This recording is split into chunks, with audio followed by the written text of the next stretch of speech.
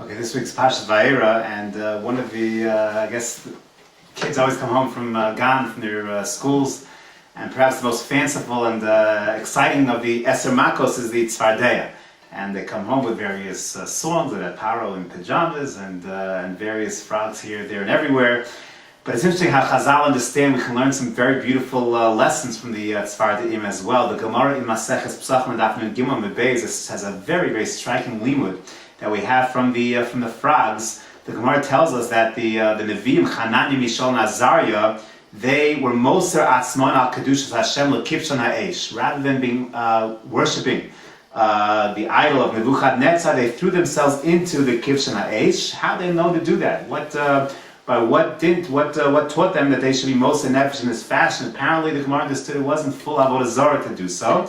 So the Gemara said, "Nasu kal v'chomer ba'atzman mitzvardeim." They made a kal v'chomer from the frogs. What was a kal v'chomer? Matzvardeim she'ein mitzuvin al kedushas Hashem.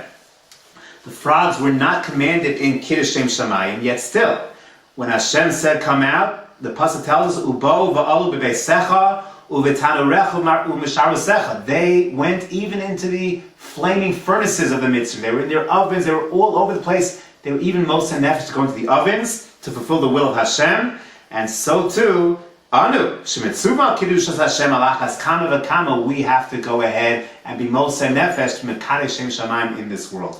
So the Gemara tells over here that we learn the midah of Mesiras Nefesh, of Kiddush Hashem, is that the Tosas derives a very fascinating halacha that even in a situation where you do not have to give up your life, but if by giving up your life it will be a Kiddush Hashem, you're allowed to give up your life. That was the Kal V'chomer they learned out from the Tzvardeim. The Ram disagrees with that point, but in general, the idea of learning out even from Chazal understood, even from the acts of the Tzvardeim, the frogs, we can learn out the midah of Mesiras Nefesh, that sometimes to be Mekadesh Shem Shamayim is very difficult, is very hard, is very challenging. Requires us to really, really bear a lot of heat, whether it's societally, with our friends, with our families, but the Tzvardeim tell us, and the Navi tells us that this is something that we have to do.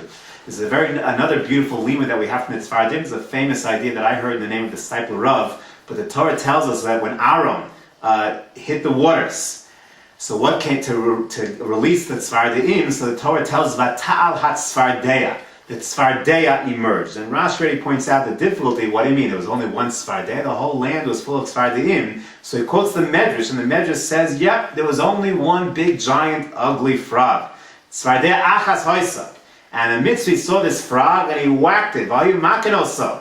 And what happened after he whacked it is it divided into two. And now there were two big, ugly frogs. And what did he do? He got angry. He started whacking those two. And they became 4. He whacked them again. They became 8. Whacked them again, 16, 32, 64, until the whole land was reaming with all of these frogs. So the Stipler Rav asked the obvious question. Didn't the Mitzri get the point? Every time he hit the frog, they split into 2. And he hit him again, they split into 2. They kept on splitting 2. At some point, he should come to the realization, you know what? This is not working out. Maybe I should stop hitting the frog. So says the Stipler Rav that you see from your fundamental idea. When it comes to when a person gets angry, the midah of kas, when a person is angry, he totally loses any sense of rationality. He loses any sense of normalcy. His seichel leaves him.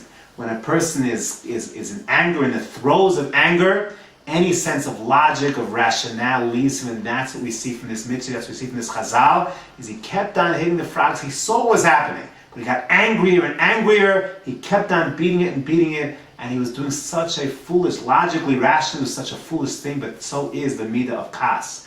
We read about, unfortunately, the terrible things. You read in the newspaper, I read once, I'm not sure if it's true, I haven't documented it, but that the biggest cause of women's death and injury in the United States is domestic abuse. It's a striking thing, but you read the papers, you look at the stories when a person, chas v'shalom, a husband, will beat his wife, after this anger has subsided, after perhaps he's drunk, perhaps otherwise his anger subsides, he says how much he loves her.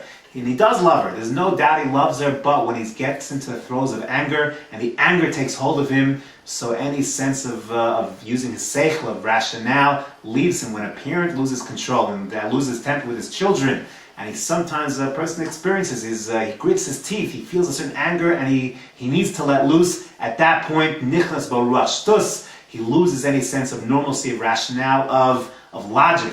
And this is what we see also from this story, the Tzvardim, the beautiful lessons of Mesiras Nefesh on the one hand, and the heinous nature of the bad temper, of the midah of kas. A person has to realize, that's what the Rambam says, when the Hilchos Deos, when it comes to the midah of kas, he has to totally eliminate it from his personality. It has no place in the midah of kas because it's antithetical to what a Basar Adam is, what a Tzelem Elokim is, a thinking person, a person who uses seichel. Seichel is on top of his head.